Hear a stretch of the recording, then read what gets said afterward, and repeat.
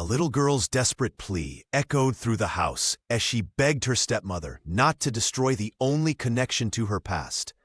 Her tearful eyes reflected the flames threatening to consume her precious books. Then, in a moment that would change everything, the door burst open and a millionaire rushed in, altering the course of their lives forever. Before we begin, make sure to subscribe to the channel and comment where you're watching from. Thunder crashed against the window panes of the small stone cottage, each boom making the glass rattle in its weathered frame. Rain lashed down in angry sheets, turning the countryside into a blur of gray and green. Inside, the only warmth came from a modest fireplace, its flames casting long, dancing shadows across the worn floorboards. 8-year-old Clara Mayfield sat huddled in the corner, her thin arms wrapped protectively around a stack of battered storybooks. Her knuckles had gone white with the force of her grip, her wide eyes reflecting both the flickering flames and her rising fear. These books, dog-eared and loved almost to pieces, were her only escape from the harshness of daily life, her portal to worlds where children like her became heroes. Across the room, Estelle Mayfield stood with her back rigid, one hand clutching a matchbox while the other held a single lit match. The small flame trembled between her fingers, mirroring the shake in her voice as she spoke. "Books won't feed you, Clara," she said, her tone brittle with finality. "They won't pay for coal or mend the roof." The stepmother's face was a mask of exhaustion, lines etched deep around her mouth from years of disappointment. "Please, stepmother, don't burn my books." Clara's voice cracked as she pleaded, tears spilling down her cheeks. The desperate cry echoed through the cramped cottage, bouncing off the stone walls and hanging in the air between them. "They're all I have." But Estelle's eyes remained hard, unmoved by the child's distress. Her gaze reflected something deeper than mere cruelty, a resentment born from her own crushed dreams and the daily struggle to keep them both alive in this forgotten corner of the countryside. "Dreams and stories won't keep us warm," she countered, taking a step toward the stack of books. "It's time you learned what real life is about." The standoff might have ended there, with childhood magic reduced to ash, had fate not intervened. A mechanical roar cut through the storm's fury, growing louder until it drowned out even the thunder. Both figures froze, turning toward the window as bright headlights cut through the darkness outside. A sleek black car skidded to a halt in the muddy lane before their cottage, its expensive tires spraying dirt and water. The engine fell silent, leaving only the sound of rain and their own shallow breathing. Clara clutched her books tighter, hope and fear mingling in her chest as the car door opened. Who would emerge from such a vehicle on such a night at their isolated home? The door crashed open with such force that both Clara and Estelle jumped. Rain gusted into the cottage, bringing with it a tall, gaunt figure silhouetted against the stormy darkness. Sebastian Mayfield stood in the doorway, water streaming from his expensive coat, his piercing eyes taking in the scene before him with calculated precision. The villagers had whispered his name for years, the reclusive millionaire who had disappeared from their lives over a decade ago, leaving only rumors and speculation in his wake. For 3 heartbeats, no one moved. The only sounds were the crackling fire, the persistent drumming of rain on the roof, and Clara's shallow breathing as she clutched her precious books tighter to her chest.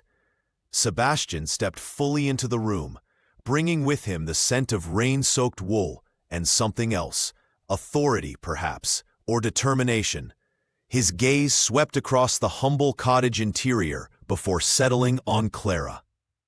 The 8-year-old girl trembled, not from fear of the stranger, but from the desperate hope that somehow this interruption might save her treasures. Sebastian's expression softened almost imperceptibly when he noticed the stack of books in her small arms, their worn spines and dog-eared pages speaking of love and frequent reading. "Sebastian," Estelle gasped, instinctively stepping back. The match in her hand still flickered dangerously, momentarily forgotten. "What are you doing here?" Her voice carried both surprise and defensiveness, the tone of someone caught in an act they'd rather hide. The man didn't immediately answer. Instead, his eyes moved deliberately from the burning match in Estelle's trembling fingers to the stack of books Clara protected, and finally to the girl's frightened face streaked with tears. His jaw tightened, a muscle working beneath the skin. When Sebastian finally spoke, his voice was low and controlled, carrying the weight of unspoken history. "I was passing through, saw smoke from the chimney." He paused, removing his dripping hat. "Thought it was time to check on things." Estelle's posture stiffened. "We don't need checking on," she replied, though her voice lacked conviction.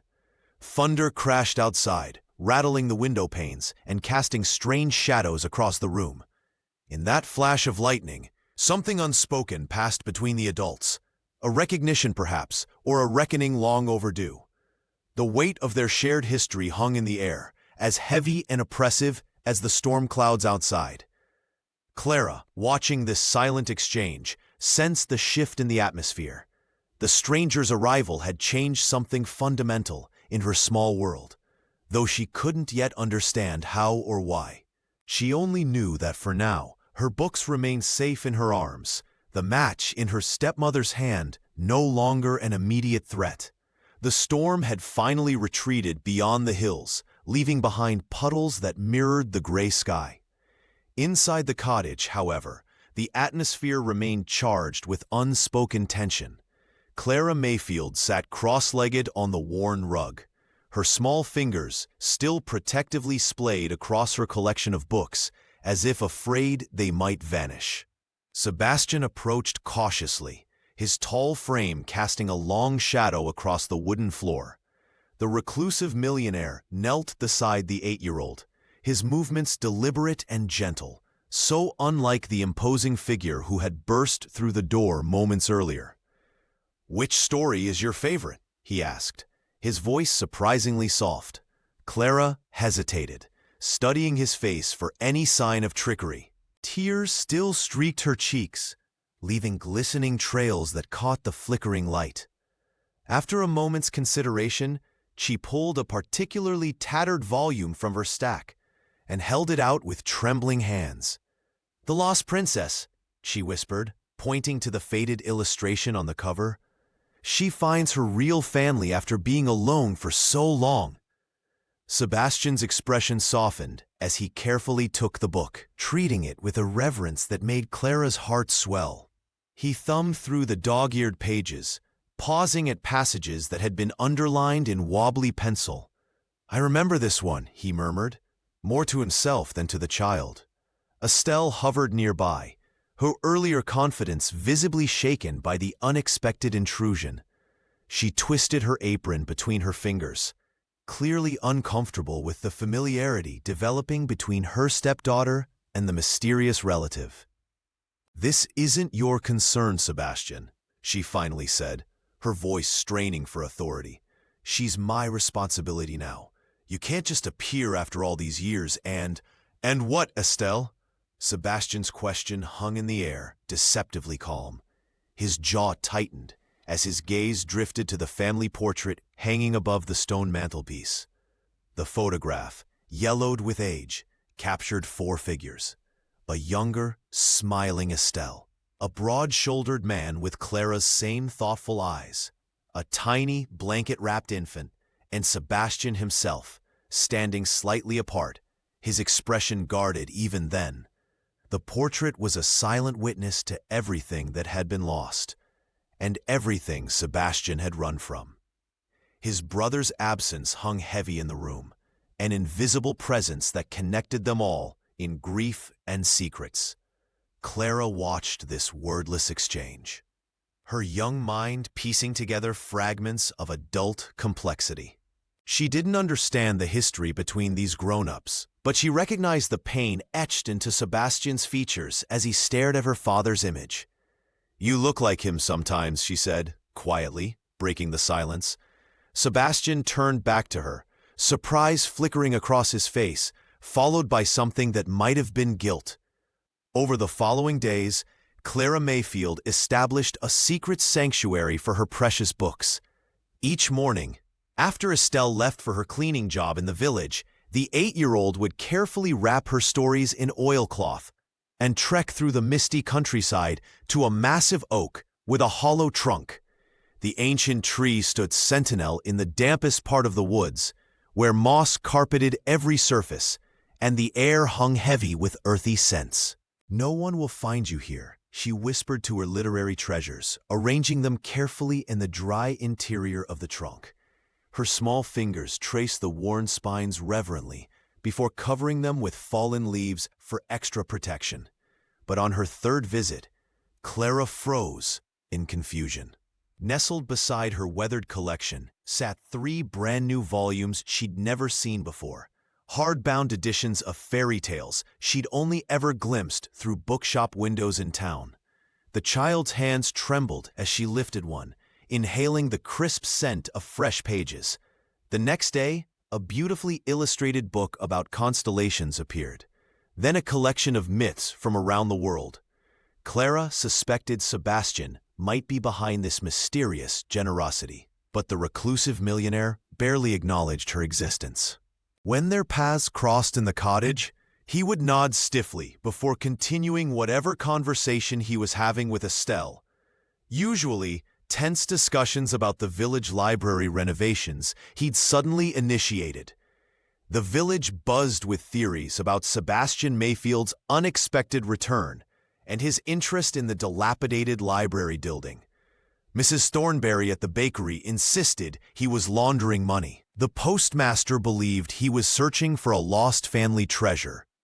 Tommy Reed told the other children that Sebastian was actually a vampire, looking for a quiet place to store his coffin.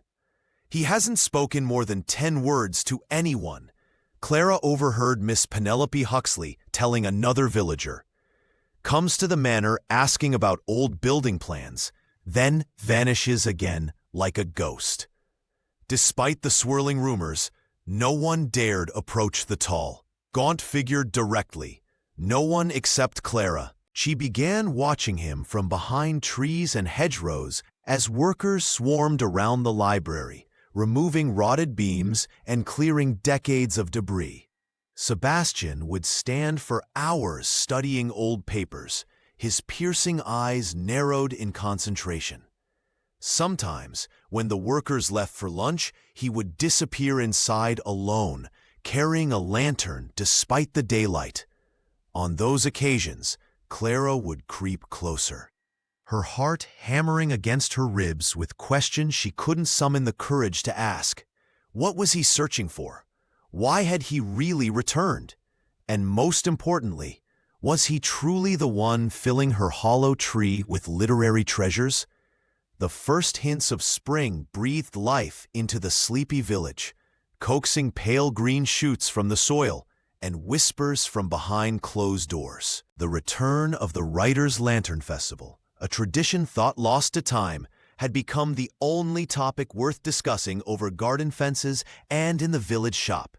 Clara Mayfield caught fragments of these conversations as she hurried through the cobblestone streets, her arms laden with borrowed books she'd managed to keep hidden from Estelle.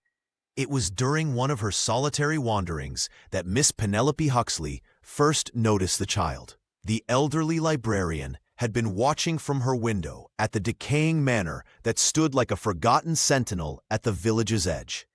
Day after day, the girl would pass by, her face lifted toward the imposing structure with undisguised curiosity. "You might as well come in, dear," Miss Huxley called one afternoon, her voice startling Clara to a halt. The old woman stood in the doorway, silver hair escaping from a loose bun, eyes twinkling with mischief as she offered a conspiratorial wink. "Books are meant to be shared, not just carried about." The interior of the manor took Clara's breath away. Shelves stretched from floor to ceiling, sagging under the weight of leather-bound volumes and scrolls. Velvet drapes, faded to a dusty rose, hung over windows that filtered sunlight into golden beams. illuminating dancing dust motes. The smell, paper, ink, and time, wrapped around her like an embrace. "You have a gift," the librarian observed after their third meeting, watching as Clara recalled, word for word, a passage she'd read only once. "Memory like yours is rare. And that imagination?" She tapped her temple with a gnarled finger. "Precious." Under Miss Huxley's patient guidance, Clara began deciphering obscure scripts and forgotten languages. Together they pored over manuscripts so delicate they seemed to breathe, their pages whispering secrets from centuries past. The girl absorbed everything with quiet intensity, her small fingers tracing illustrations of mythical creatures and ancient maps. It was behind a loose stone in the library wall that they discovered the first clue, a journal bearing the unmistakable handwriting of Clara's father. The child's hands trembled as she opened it, her eyes widening at the sight of her own name scrawled in the margins of what appeared to be a fairy tale. "He was searching for something," Miss Huxley murmured, adjusting her spectacles. "Something he believed was hidden in stories."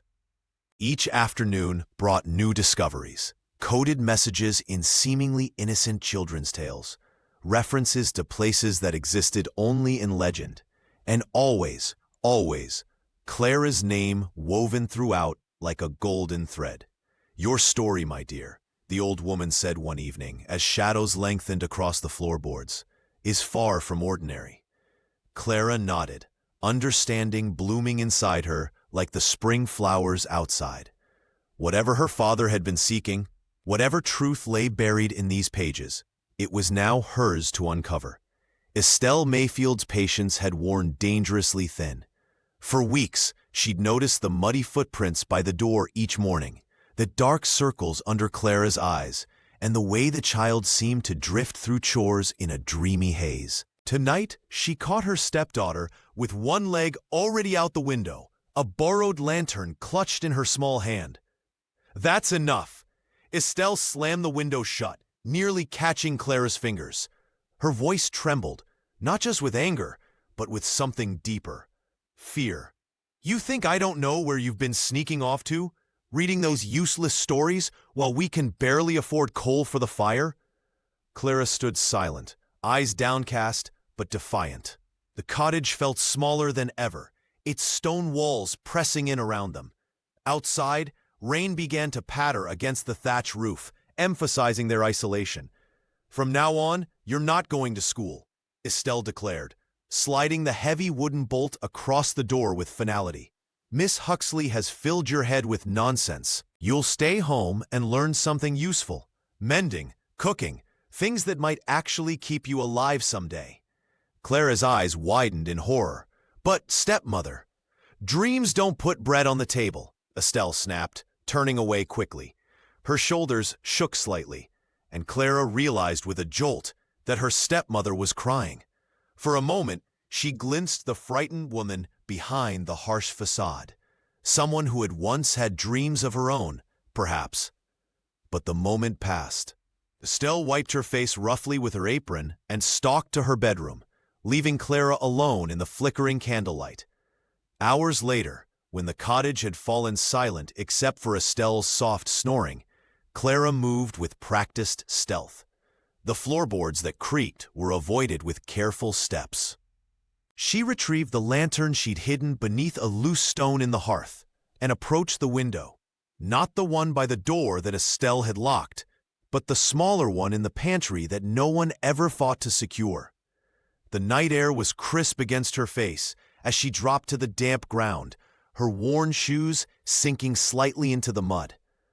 The village was a collection of shadows, windows dark except for the occasional glow of a late-night candle. Clara moved like a ghost between cottages, the lantern covered until she reached the schoolhouse. The empty classroom welcomed her with familiar chalk dust and silence. Clara lit a single candle, careful to keep it away from the windows. Her fingers traced the smooth wood of the desks, lingering on her own where she'd carved a tiny star with a pin. She pulled out the primer she'd borrowed from Tommy Reed, a surprising ally in her quest for knowledge. "No locked door," she whispered to the empty room, her voice surprisingly steady, "will keep me from learning." Sebastian Mayfield's renovation of the village library had become the central topic of conversation among the locals. Whispers followed him as he strode through the dusty streets, his tall figure casting long shadows in the afternoon sun. The reclusive millionaire brushed off questions with vague comments about community improvement and the public good, but his eyes never quite matched his practiced smile. Clara watched him from a distance, fascinated by the transformation of the once neglected building. The library's stone facade was being carefully restored, its windows replaced with gleaming glass that caught the light like diamonds. Workers came and went, following Sebastian's precise instructions with a mixture of respect and wariness. One evening, as twilight painted the sky in watercolors, Clara crept closer to the library than she'd dared before. Through a partially curtained window, she spotted her uncle hunched over a large desk, his gaunt face illuminated by a single lamp. In his hands was a faded, yellowed map, its edges crumbling with age. Sebastian traced lines with his finger, comparing notes scribbled in a leather-bound journal beside him. His expression was intense, almost desperate, as if the answers he sought had eluded him for years. "What are you really looking for?" Clara whispered to herself, pressing her small palm against the cool glass. Meanwhile, Tommy Reed had developed a curious interest in Clara's nightly escapades.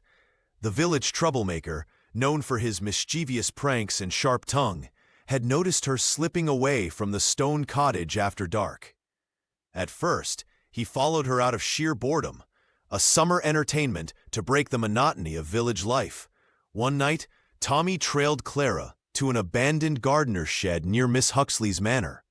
Peering through a crack in the wooden boards, he expected to catch her in some childish game. Instead, he saw her bent over several open books, a borrowed lantern casting a golden glow over her concentrated face. Clara was writing furiously in a notebook, occasionally pausing to reference the texts spread around her. Something shifted in Tommy as he watched her. The determination in her eyes, the careful way she turned brittle pages. It wasn't the behavior of the meek, frightened girl he'd teased at school. This Clara was different, purposeful, passionate, alive with curiosity. The next day, when Clara wasn't looking, Tommy snatched her notebook from her satchel during lunch break. It was meant as a simple plank, but another way to assert his dominance in the schoolyard hierarchy. He stuffed the book into his jacket, unaware that its pages contained not just stories, but pieces of Clara's heart, and perhaps clues to secrets that connected her to the mysterious millionaire renovating their forgotten corner of the countryside. Tommy Reed hunched under the flickering street lamp, his fingers trembling slightly as he opened Clara's notebook. The worn leather cover felt heavier than he'd expected when he'd snatched it from her desk as a prank. He'd imagined childish doodles, maybe some silly poems he could mock with his friends tomorrow. What he found instead left him breathless. Page after page revealed stories written in Clara's neat, determined handwriting, tales so raw and vivid they seemed to leap from the paper. One story about a boy who built walls of laughter to hide his tears made Tommy's throat tighten uncomfortably. The character's loneliness mirrored his own so precisely that he glanced around, suddenly paranoid that someone might see his reaction. "How could she know?" he whispered to the empty street, turning another page with newfound reverence. Another tale described a child finding unexpected courage during a village flood. Tommy recognized elements of an incident from last spring, but Clara had transformed it, showing bravery where others had only seen chaos. He'd never considered himself capable of such courage, yet somehow, through her words, he could almost believe it possible. The village troublemaker sat on the cold curb, reading until his fingers grew numb and the street lamp above him sputtered. Each story revealed something he'd never noticed about his neighbors, his school, himself. It was as though 8-year-old Clara Mayfield could see straight through everyone's carefully constructed facades to the truths beneath. Dawn found Tommy walking slowly home, the notebook tucked safely inside his jacket. He slept fitfully, dreaming of stories and hidden courage. The next morning, he approached Clara in the schoolyard, his usual swagger replaced by an awkward shuffle. The small girl looked up at him with wary eyes, clearly expecting another taunt. "I took this," he mumbled, extending the notebook. "Sorry." Clara reached for it cautiously, as if expecting him to snatch it away in some cruel joke. When her fingers closed around the leather binding, relief flooded her face. "Did you read it?" she asked, her voice barely audible. Tommy nodded, unable to meet her gaze. "They're good," he managed, the words feeling inadequate. Later that day, when 3 older boys cornered Clara behind the school, mocking her second-hand uniform and quiet ways, Tommy surprised everyone, including himself. He stepped between them, his stance protective, rather than threatening, for the first time in his young life. "Leave her alone," he said simply. The bullies retreated, confused by this unexpected alliance. Clara said nothing, but the grateful look she gave him was worth more than words. Something had shifted inside Tommy, a realization that belonging might come not from mockery, but from standing beside someone who saw the world as clearly as Clara did. The summer heat pressed down on the village like a heavy blanket, turning the air thick and sluggish. Clara Mayfield wiped sweat from her brow as she helped Sebastian clear debris from the library's basement. The renovation had revealed unexpected secrets beneath the floorboards, including a leather-bound journal that made Sebastian's hands tremble when he first touched it. "This belonged to your father," he said quietly, brushing decades of dust from its cover. Clara's heart skipped a beat as she recognized the familiar handwriting, slanted and precise, just like her own. The journal was unlike anything she'd seen before. Instead of straightforward entries, its pages contained elaborate symbols, drawings, and what appeared to be a personal code. Sebastian's eyes lit up with recognition. "James always did love his puzzles," he murmured, a rare smile softening his gaunt features. Over the following weeks, they established a routine. Each evening after Estelle fell asleep, Clara would slip out to meet her uncle at the library. There, surrounded by stacks of half-unpacked books and the scent of fresh paint, they worked to decipher the journal's mysteries. "Look here," Sebastian pointed one night, his finger tracing a series of interconnected lines. "It's a family tree, much larger than I realized."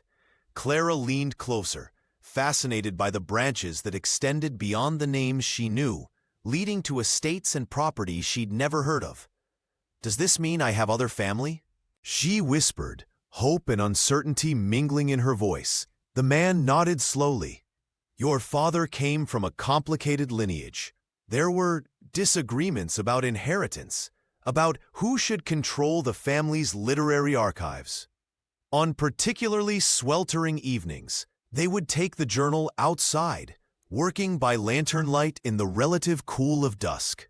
Clara noticed how Sebastian's stern demeanor softened when he spoke of her father, his younger brother, and the adventures they'd shared as boys. "He wrote stories even then," Sebastian recalled, "fantastic tales that seemed to pour out of him like magic." The journal revealed clandestine meetings between her father and mysterious figures, literary agents, publishers, and others identified only by initials. There were references to manuscripts hidden where only the worthy would find them, and cryptic mentions of a final story that would change everything. For Clara, each revelation was both a gift and a burden. The 8-year-old struggled to reconcile the brilliant, secretive man from the journal with the father she barely remembered. Sometimes, when Sebastian was lost in translation, she would study his profile, searching for traces of her father in his features. "Why did you really come back?" she asked him once, her voice small but direct. Sebastian looked at her for a long moment before answering. "Because some stories deserve to be finished," he said simply, and turned the page to reveal yet another mystery. The Writer's Lantern Festival cast a spell over the sleepy village, awakening dormant excitement in even the most stoic residents. Colorful banners fluttered between cottages, and the scent of fresh ink and possibility hung in the air. This centuries-old tradition, abandoned for decades, was returning, bringing storytellers from neighboring counties to share tales beneath the glow of handcrafted lanterns. Clara Mayfield watched the preparations from her window, heart racing with a secret hope. For weeks, Miss Penelope Huxley had been nurturing the girl's confidence, guiding her through revisions of a story that had poured from Clara's imagination during their afternoon sessions at the manor. "You have a gift," the elderly librarian had whispered, her weathered hands trembling slightly as she adjusted her spectacles. "The world deserves to hear your voice." With this encouragement burning in her chest, Clara had sealed her story in an envelope and submitted it to the National Children's Writing Contest. She'd used no return address, signing only her initials, a precaution against Estelle discovering her literary ambitions. The 8-year-old knew her stepmother would consider such dreams frivolous, perhaps even dangerous. The village square transformed into a haven of storytelling. Children sat cross-legged on patchwork blankets, while adults perched on wooden benches, all faces illuminated by the warm glow of lanterns. Tommy Reed, usually causing mischief behind the schoolhouse, sat unusually still, captivated by a tale of seafaring adventure. When the festival organizer stepped onto the makeshift stage, holding an official-looking telegram, the crowd fell silent. "Extraordinary news," the woman announced, her voice carrying across the square. "This year's National Young Writers Prize has been awarded to someone from our very own village." Gasps rippled through the audience. Such recognition had never touched their remote corner of the countryside. Clara froze, her small hands clutching the hem of her worn dress, hardly daring to believe. The title of her story was read aloud, and the village erupted in applause, searching for the unknown author in their midst. Clara's moment of triumph lasted precisely 3 heartbeats before Estelle rose from her seat, a practiced smile stretching across her face. "My stepdaughter is so terribly shy," she announced, placing a possessive hand on Clara's shoulder. "I've been nurturing her talent for years, reading to her every night, inspiring her imagination." The villagers nodded appreciatively, unaware of the burning match that had threatened Clara's books mere months ago. Estelle basked in their admiration, describing how she'd practically dictated the winning story, guiding Clara's clumsy attempts into something worthy. Clara sat motionless, watching her victory transform into yet another possession Estelle could claim. The prize, a beautiful leather-bound journal, was passed to her stepmother's waiting hands. The girl's eyes met Sebastian's across the crowd, and in his piercing gaze, she found the only acknowledgement she needed. He knew the truth. Clara sat cross-legged on her bed, pencil moving furiously across the page. The betrayal of Estelle Mayfield, claiming her writing victory, burned inside her. But instead of confrontation, she channeled that fire into words. Her new story flowed from somewhere deeper, a tale about a girl whose voice was stolen by a shadow that wore her face. "I'll show her," Clara whispered, though she had no real plan for doing so. The 8-year-old's fingers were smudged with graphite as she wrote late into the night, the cottage silent except for the occasional creak of the old stone walls. The next day, she left her notebook beneath the oak tree, where she often read during lunch break. Tommy Reed, passing by with his usual swagger, noticed the abandoned book. Curiosity overcame his mischievous instincts, and he picked it up, intending perhaps another prank. But as his eyes scanned the first page, something changed in his expression. He sat down heavily against the tree trunk, reading page after page. By the time he finished, tears tracked silently down his freckled cheeks. The raw honesty in Clara's words had pierced through his carefully constructed armor. The story reflected his own unspoken loneliness in ways he couldn't ignore. "She wrote this," Tommy announced the next day to a cluster of village children gathered in the schoolyard. "Not her stepmother. Clara deserves to be recognized." The boy who had once pulled Clara's braids and hidden her schoolbooks now stood as her fiercest defender. The other children listened, skeptical at first, then nodding, as Tommy described details only the true author would know. Meanwhile, across the village, Miss Penelope Huxley sat in her faded armchair, watching Clara trace her finger along dusty bookshelves. The elderly librarian's hands trembled more noticeably these days, and sometimes names slipped from her mind like water through fingers. "I have something for you," Miss Huxley said, her voice stronger than her frail appearance suggested. From a locked drawer, she withdrew a leather-bound manuscript, its edges worn smooth by decades of handling. "My life's work, unfinished. I fear I may not have time to complete it." Clara accepted the book with wide eyes. As she opened it, she discovered not just a novel, but a tapestry of clues about her own family, the Mayfields. Hidden between lines of fiction were references to real places, dates, and secrets that made her heart race. "There are truths in there that need preserving," Miss Huxley whispered. "I trust you to find them." The weight of the manuscript felt both terrifying and wonderful in Clara's small hands. For the first time, she wasn't just the subject of someone else's decisions. With every page she turned, with every secret she uncovered, she was writing her own story. Autumn swept through the village, painting the trees in fiery hues of crimson and gold. Clara Mayfield watched the falling leaves from her window, each one like a page torn from a book, counting down her remaining days in the only home she'd ever known. "You'll leave on Friday," Estelle announced, her voice brittle as she folded Clara's worn dresses into a small suitcase. "Mrs. Winters runs a respectable boarding house for difficult girls. Perhaps she'll teach you practicality where I failed." Clara said nothing, watching her stepmother's trembling hands. The woman's face was drawn with exhaustion, deep lines etched around her mouth.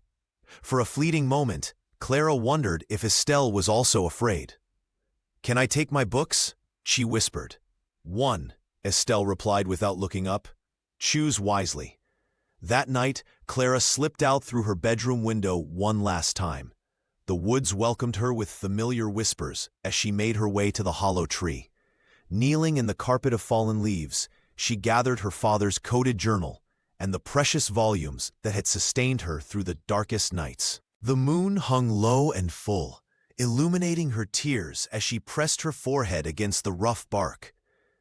"I don't want to leave," she confessed to the silent forest. "Then perhaps you shouldn't." Clara spun around to find Sebastian standing among the shadows, his tall figure almost ghost-like in the moonlight. His piercing eyes seemed to glow with an intensity she'd never seen before. "I've solved it," he said, holding up a weathered page covered in symbols. "Your father's final riddle. It wasn't pointing to a memory or a metaphor. It was literal." He extended his hand, and after a moment's hesitation, Clara took it. Together they walked through the sleeping village to the library, now nearly restored to its former glory. Sebastian led her past the main hall to a section of wall behind the reference desk. "Press here," he instructed, guiding her small hand to an unremarkable stone. The wall shifted with a groan of ancient mechanisms, revealing a narrow staircase descending into darkness.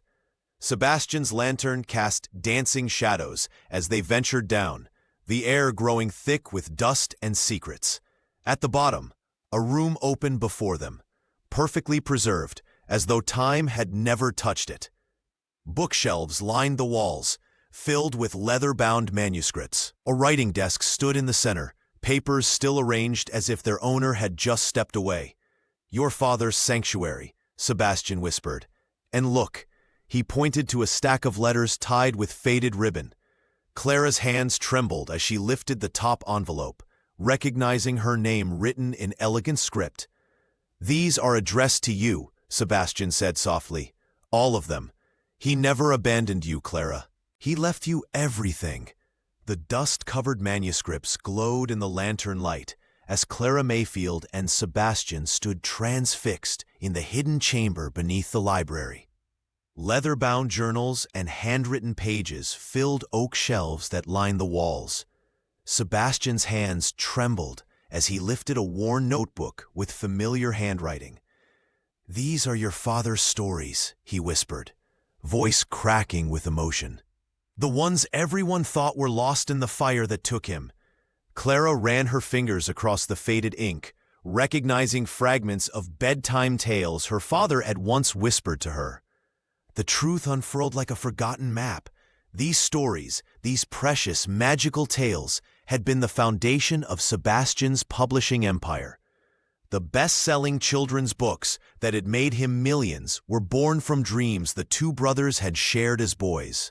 "I never stole them," Sebastian explained, his gaunt face illuminated by flickering light. "I thought they'd perished with him. I only wrote what I remembered of our shared imaginings." He knelt before Clara, eyes glistening. "But these originals, they're yours. You're the rightful heir to all of it." The 8-year-old girl stood speechless, the weight of legacy settling on her small shoulders.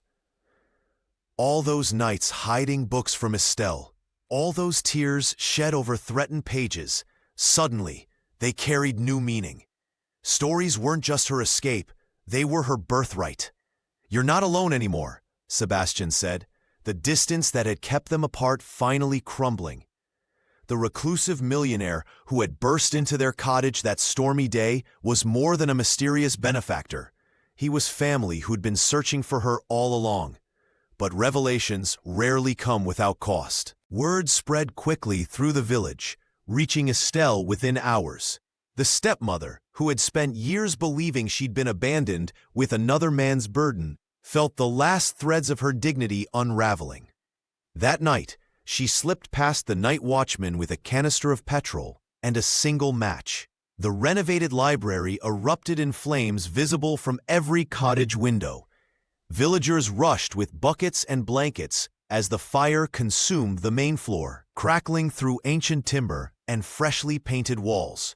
Sebastian and Clara, alerted by Tommy Reed's frantic pounding at their door, arrived to find the building transformed into a roaring inferno.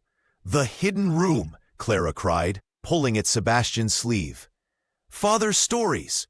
But the secret chamber, nestled deep beneath stone foundations, remained untouched by the destruction above. While the library's main structure crumbled, the underground sanctuary preserved the treasures that would secure Clara's future.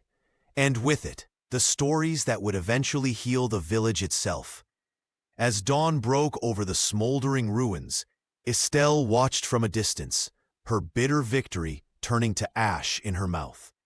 She hadn't destroyed the past. She had only ensured her place would be forever marked by flames rather than forgiveness. Smoke billowed through the library's ancient corridors as Clara Mayfield pressed herself against the wall, her lungs burning with each desperate breath. The manuscripts, Miss Penelope Huxley's life's work, were still inside the secret room. Without thinking, she ducked beneath a falling beam and plunged deeper into the inferno. "Clara!" Sebastian's voice echoed behind her, panic-stricken. The millionaire had been outside when Estelle set the fire, his face ashen as he watched flames consume the building he'd worked so hard to restore. The heat intensified as Clara navigated the burning labyrinth. Flaming debris rained down, singeing her hair and leaving angry red marks on her exposed skin. The 8-year-old's eyes watered, not from fear, but from determination. These weren't just papers. They were Miss Huxley's memories, fading faster than the elderly woman could preserve them. The hidden room's entrance remained intact, protected by stone walls that had stood for centuries. Clara's small fingers worked frantically, gathering the unfinished novel and the most precious manuscripts into her arms. The weight was almost too much for her thin frame, but she refused to leave anything behind. "We need to go now." Sebastian appeared through the smoke, his tall figure bent low. His usually immaculate appearance was marred by soot, his piercing eyes wide with terror. He reached for her with a trembling hand, simultaneously taking half the manuscript burden. Together they stumbled through the blazing corridors, the crackle of burning pages providing a horrifying soundtrack to their escape. A support beam crashed down mere inches from where they'd stood seconds before. Sebastian pulled Clara closer, shielding her with his body as they navigated toward a sliver of moonlight marking the exit. They burst through the door in a cloud of smoke and ash, collapsing onto the damp grass outside. The villagers had gathered, their faces illuminated by the orange glow of the burning building. Some held buckets in a futile attempt to fight the blaze, while others simply watched in stunned silence. Clara clutched the manuscripts to her chest, her small body shaking with exhaustion and relief. Sebastian placed a protective arm around her shoulders, his breathing ragged but his eyes fixed on what they'd managed to save. "You risked your life," he whispered, voice hoarse from smoke. "For stories." Clara looked up at him, her face streaked with soot, but her gaze unwavering. "Not just stories. People, memories, us." As dawn broke over the smoldering remains, the villagers gathered closer, drawn by the sight of the singed papers Clara refused to relinquish. Tommy Reed pushed to the front, his usual mischief replaced by something like awe. "What did you save?" he asked. Clara carefully opened one of the manuscripts, revealing Miss Huxley's elegant handwriting. "Everything that matters," she answered simply, not yet understanding how these rescued words would eventually transform not just her life, but the entire village. Winter descended upon the village like a silent thief, stealing warmth and color, leaving only crystalline frost in its wake. The stone cottages huddled closer together, smoke curling from chimneys into the pearl-gray sky. For 8-year-old Clara Mayfield, the cold brought new responsibilities as Miss Penelope Huxley's condition worsened with each passing day. "Who are you again, dear?" the elderly librarian would ask, her eyes clouded with confusion as she stared at Clara across the cluttered desk in the manor. These moments broke Clara's heart, but she learned to respond with patience beyond her years. "I'm Clara, Miss Huxley, your apprentice," she would say, gently guiding the woman's trembling fingers back to the manuscript they'd been organizing. "Oh yes, Clara," Penelope would murmur, momentary recognition flickering across her face like a candle in the wind. "We must finish cataloging the Nordic tales before Thursday." There was no Thursday deadline, hadn't been for months, but Clara nodded earnestly anyway. "We're making excellent progress," she assured her mentor, carefully labeling another stack of yellowed pages with the system the librarian had taught her when her mind was still sharp. 3 times a week, after finishing her schoolwork, Clara trudged through the snow to the decaying manor. Tommy Reed often accompanied her halfway, carrying her books and filling the journey with stories of his own mischief at school, tales that now made Clara laugh rather than shrink away. "Will the old lady remember you today?" he asked once, kicking at a frozen puddle. Clara shook her head. "It doesn't matter. I remember for both of us." Meanwhile, Sebastian Mayfield emerged from his self-imposed isolation. The gaunt man who had burst into their lives during that thunderstorm months ago now stood tall at village meetings, his voice quiet but firm as he outlined plans for the library's rebirth. The villagers, initially suspicious of his wealth and intentions, gradually warmed to his vision. "Not just books," he explained one evening in the crowded village hall, "but a place where every child can discover their voice." Estelle watched these developments from a distance, her bitterness softening imperceptibly as she observed her stepdaughter's growing confidence.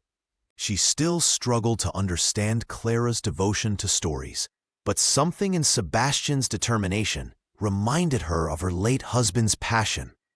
In the manor, Clara carefully transcribed Miss Huxley's fragmented memories into a leather-bound journal, preserving tales of village history, literary secrets, and personal reflections that would otherwise vanish like footprints in snow. The elderly woman would occasionally grasp Clara's hand with surprising strength. "You're saving me," she whispered during a moment of clarity. Page by page, Clara's quiet revolution continued, not with grand gestures, but through persistent, gentle acts of preservation and creation. Like winter itself, she was transforming the landscape around her, invisibly, inevitably, preparing the ground for something new to grow. The crisp envelope arrived on a Tuesday morning, bearing the prestigious gold seal of Thornfield Academy. Clara Mayfield's hands trembled as she read the words that would change her life: a full scholarship to one of England's most elite boarding schools for gifted young writers. The headmistress's letter praised her extraordinary talent and unique perspective, words Clara had longed to hear for years. Yet, as snowflakes began to fall outside the cottage window, a heaviness settled in her chest. Accepting meant leaving behind everything she'd fought to protect and everyone who had protected her. Miss Penelope Huxley's health was declining rapidly, her brilliant mind fading like footprints in fresh snow. Sebastian had just begun to feel like the family she'd always wanted. Even Tommy had transformed from tormentor to trusted ally, defending her stories with fierce loyalty. "You must go," Estelle said flatly when Clara showed her the letter, her voice betraying a complex mixture of pride and relief. "This village is too small for what you could become." That afternoon, Clara wandered through the snow-covered woods, her breath forming clouds in the frigid air. The scholarship offered escape from Estelle's lingering resentment, but also meant abandoning the fragile community she'd helped build. The rebuilt library, Sebastian's gift to her and the village, had just opened its doors. Children who had never owned books now gathered there daily, their eyes wide with the same wonder Clara had always felt. At the hollow tree, her first sanctuary, Clara knelt in the snow. The old trunk was rotting now, bark peeling away like pages from a forgotten book. Reaching inside one last time, her fingers touched something unexpected, a cream-colored envelope she hadn't placed there. Inside was a letter written in elegant, unfamiliar handwriting. "My dearest Clara," it began. "For 8 years I've watched from afar, unable to reach you for reasons too complicated to explain in these few lines. I am alive, and I've never stopped thinking of you." Clara sank to her knees, snow soaking through her woolen stockings. Her mother, alive. The letter ended with an address in London and a simple plea: "If you can find it in your heart, I long to know the remarkable young woman you've become." The choice before her crystallized into something far more profound than a school decision. This was about who she wanted to be, the story she would write for herself. Would she chase the mother she'd mourned, embrace the future the scholarship promised, or remain rooted in the village that had finally begun to feel like home? As darkness fell, Clara clutched the letter to her chest, the weight of 3 possible futures pressing down on her 8-year-old shoulders. Clara sat on the edge of her bed, the letter from her biological mother trembling in her small hands. For 8 years, she had constructed her entire world around absences, spaces where love should have been. Her father's stories were memories of a ghost. Her mother had been nothing but a whispered name. Even Estelle Mayfield's attention came only in sharp bursts of frustration. "I don't know who I am anymore," she whispered to the empty room, tears threatening to spill. The revelation that her mother was alive somewhere, waiting and hoping for reunion, had shattered everything Clara thought she knew about herself. The next morning, Sebastian found her sitting on the library steps, her breath forming small clouds in the winter air. The tall man settled beside her, his usual formality softened by concern. "I could arrange the journey if you wish to meet her," he offered quietly. Careful not to push, Clara studied her uncle's face, the same sharp jawline her father had in the photographs, the same penetrating gaze that sometimes stared back at her from mirrors. What if she doesn't like who I've become? The question escaped before she could stop it. Sebastian's weathered hand covered hers. Then she would be the one missing something extraordinary? At Miss Huxley's manor that afternoon, Clara found the elderly librarian struggling to organize her manuscripts. The woman's once nimble fingers fumbled with the pages, her brilliant mind increasingly trapped in a labyrinth of fading memories. "I remember being afraid too," Miss Penelope said suddenly, with startling clarity. "When I first published my work, terrified they would see the real me." "What did you do?" Clara asked, helping her mentor into the faded armchair by the window. The old woman's eyes brightened. "I decided that being known was worth the risk." With trembling hands, she pressed a weathered journal into Clara's palm. "The last chapter of my story. I saved it for you." Clara opened it to find a single line written in Miss Huxley's elegant script. "The bravest stories begin when we choose to rewrite our endings." That night, Clara stood at her cottage window, watching snowflakes dance in the lamplight. For the first time, she understood that her identity wasn't built solely from loss. It was also constructed from the library's dusty shelves, from Tommy's reluctant friendship, from Sebastian's quiet protection, and from Miss Huxley's fading wisdom. The scholarship papers lay beside her mother's letter on the windowsill. Both represented futures she could choose, or perhaps combine. The realization brought tears, but they weren't tears of sadness. They came from something else entirely, the overwhelming, aching weight of hope. The Writers' Lantern Festival transformed the village square into a sea of golden light. Hundreds of paper lanterns swayed gently in the evening breeze, casting dancing shadows across eager faces. Clara Mayfield stood behind the makeshift stage, her heart hammering against her ribs as she clutched her father's journal to her chest. "You'll be brilliant," Tommy whispered, giving her arm a reassuring squeeze. The boy who had once stolen her notebook now stood as her fiercest defender. Miss Penelope Huxley sat in the front row, her eyes cloudy but her smile radiant as Sebastian helped adjust her shawl.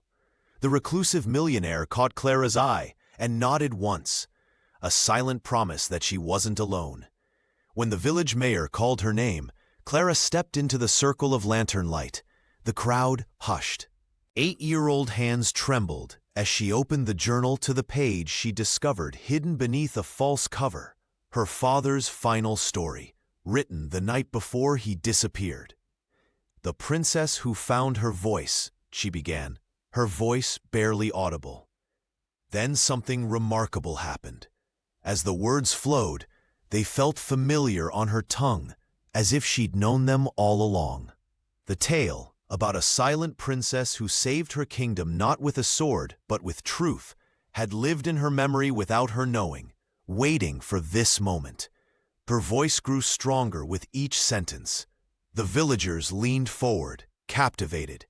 Even the children sat motionless, their faces upturned and glowing in the lantern light. When Clara finished, silence hung in the air for 3 heartbeats. Then applause erupted, not polite, hesitant clapping, but a thunderous wave that seemed to shake the very ground. Several of the older villagers wiped tears from their eyes, recognizing echoes of her father's distinctive storytelling style. At the edge of the gathering, partially hidden by shadow, Estelle Mayfield stood rigid. Clara spotted her stepmother and felt her triumph falter.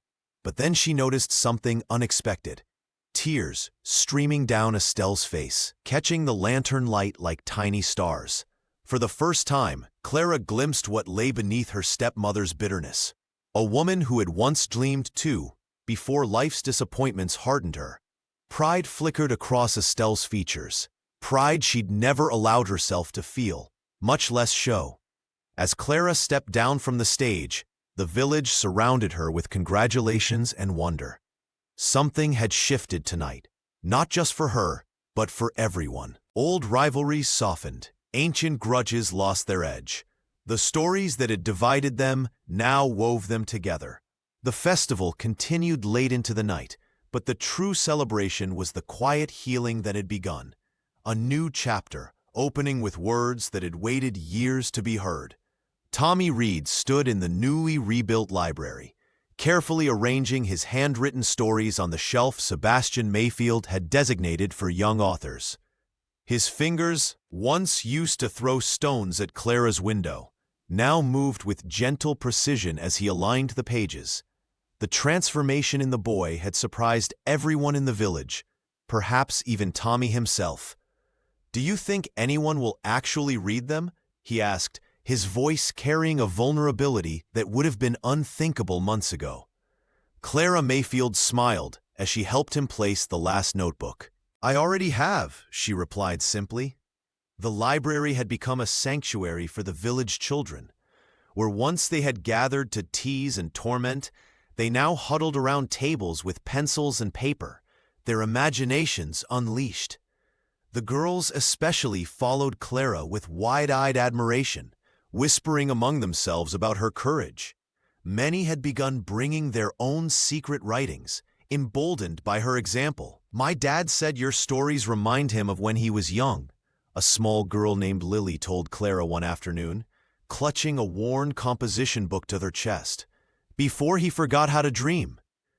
These moments filled Clara with a quiet pride that sustained her through the still difficult days with Estelle. Though her stepmother had softened somewhat after the festival, tension remained between them, a delicate truce rather than true reconciliation. Miss Penelope Huxley watched it all unfold from her favorite armchair by the window, her frail hands resting on her lap. Though her memory continued to fade, her eyes still sparkled when Clara read to her. "You've given this village something precious," the elderly librarian whispered one evening. "You've reminded them how to hope." Sebastian had offered Clara the opportunity to attend any school she wished. His wealth could open doors across the country. But after weeks of consideration, she had decided to stay, at least until Miss Huxley's health stabilized and the library program was firmly established. "Family isn't just who shares your blood," Clara explained to Tommy as they walked home through the village square. "It's who fights for your dreams when everyone else wants to burn them." The boy nodded, understanding more than his years might suggest. "Like us," he said simply. Clara looked around at the village that had once felt like a prison. Now she saw it differently, as the first chapter in a story she was actively writing, not merely enduring. Her voice, once timid and uncertain, had found its strength, and in that strength, she had discovered something more valuable than escape. She had found belonging. As the year drew to a close, Clara Mayfield stood at the threshold of the rebuilt library, snowflakes tangled in her hair. The scent of old paper and rain-damp pages filled the air, mingling with laughter and the promise of stories yet to be told. Outside, the village was transformed by winter's first proper snowfall, but inside, warmth radiated from both the crackling fireplace and the faces of those who had gathered to celebrate. Sebastian watched his niece from across the room, his tall figure less gaunt now, softened by months of purpose and connection. He nodded toward the small podium they had installed, encouraging her with a gentle smile. The 8-year-old hesitated only briefly before stepping forward, her voice clear as she read the opening lines of her latest story to the assembled villagers. Miss Huxley sat in a place of honor, wrapped in blankets, her eyes bright despite her fading memory. She beamed with pride as her protégé captivated the audience. Even Tommy, once the terror of the schoolyard, leaned forward in rapt attention, his own notebook open on his lap. Near the back, partially hidden by a bookshelf, Estelle lingered uncertainly. The bitterness that had once defined her features had softened, though reconciliation remained a fragile, unfinished tale. She had come. That was something. A beginning, perhaps. Clara closed her book to enthusiastic applause. The library, once threatened by flames of resentment, now stood as a monument to resilience. Its shelves, filled with donated volumes, rescued manuscripts, and new stories penned by village children, represented everything she had fought to preserve. "Your father would be proud," Sebastian whispered, when she rejoined him, placing a protective hand on her shoulder. "And so am I." The child smiled, her gaze drifting to the window, where snow continued to fall. She hadn't gotten everything she wanted. Her mother's love was still a distant possibility, existing only in the form of a letter tucked beneath her pillow at the cottage. Estelle's forgiveness, too, would take time. Their relationship a complex narrative still being written. But Clara had found what she needed: truth about her family legacy, hope for her future, and her own place in a world that had finally learned to listen. She had discovered that family wasn't just blood, but the people who fought for your right to dream. All of it began the moment she cried, "Please, stepmother, don't burn my books." And the millionaire rushed in. As night fell over the village, lanterns illuminated the path home. Clara walked between Sebastian and Miss Huxley, Tommy trailing behind, all of them connected by stories, both those they had read and those they had lived. The library lights remained on behind them, a beacon promising that some endings were really just beginnings in disguise.